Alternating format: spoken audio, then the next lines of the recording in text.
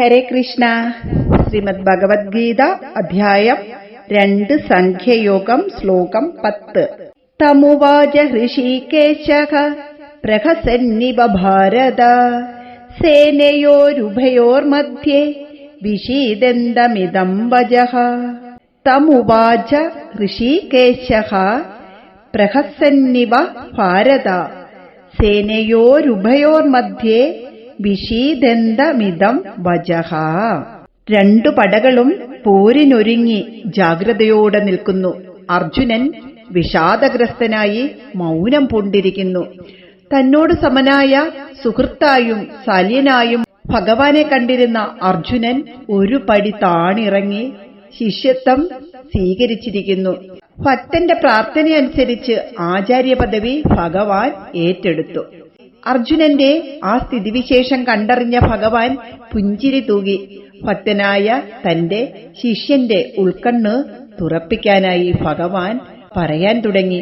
സേനയോരുഭയോർമധ്യേ എന്നല്ലേ നമ്മൾ ഗീതയിൽ പഠിച്ചത്? അത് അർജുനന് വേണ്ടി മാത്രമല്ല ഭഗവാൻ പറഞ്ഞത്.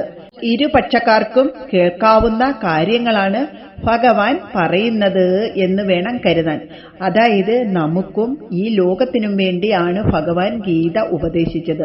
പരിശുദ്ധമായ അന്ധകരണത്തോടെ ശ്രീകൃഷ്ണ ഭഗവാനെ സർവാത്മന ആശ്രയിക്കുന്ന ആർക്കും സ്വീകാര്യമാകാനായിട്ടുള്ള ഉപദേശമാണ് ഈ ഭഗവത്ഗീത.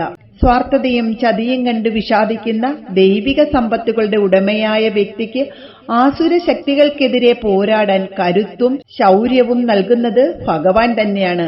അജ്ഞത നിമിത്തമാണ് അർജുനന് ഈ വിഷാദ രോഗമുണ്ടായിട്ടുള്ളതെന്നും ഭഗവാന് വ്യക്തമായിട്ടറിയാം.